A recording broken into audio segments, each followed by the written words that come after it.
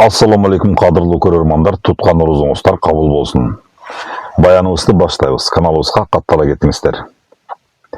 Рамазан айының берекелүү ақырғы күндөрүндө бизеңи болу, кайрымдуулук жана соопчулук деген асыл түшүнүктөрдүн тегерегинде ой калчашыбыз керек.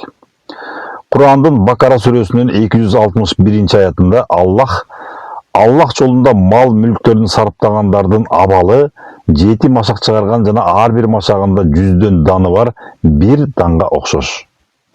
Аллах кимге кааласа эселеп көбөйтүп берет деп айткан. Бул аят бизге жасаган ар бир жакшылыгыбыз жөн эле жоголуп кетпестен, келечекте эбегейсиз мөмө бере турган чоң инвестиция экендигин эскертет. Соопчулук деген бул жөн гана бирөөгө акча берүү эмес, бул коомдун пайдубалын биримдик жана мээрим менен бекемдөө дегенди билдирет. Ар бир берилген садага же жасалган жакшылык коомдогу калыстыкты орнотууга жана адамдардын ортосундагы ишенимди арттырууга кызмат кылат.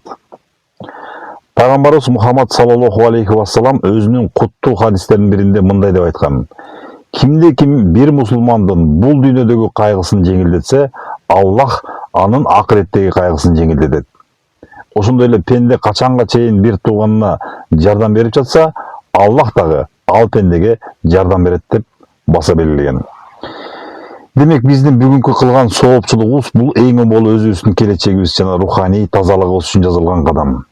Чыныгы кайрымдуулук адамды мактанчаактыктан жана текебердиктен арылтып, аны коомдун нак пайдалуу мүчөсүнө айлантат.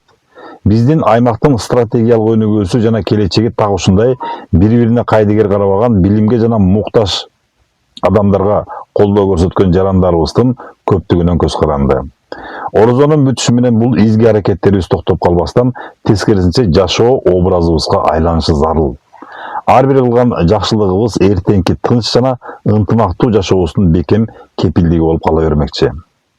Орозоңуздар кабыл болсун, каналга каттала кетүүнү унутпаңыздар. Абаза биз мындан ары баяндарыбызда адамзатка соопчулук жасап, эмгеги өткөн тарыхый инсандар туурасында да баяндап берип турууну чечтик. Андыктан биздин канал менен тыгыз байланышта болуңуздар.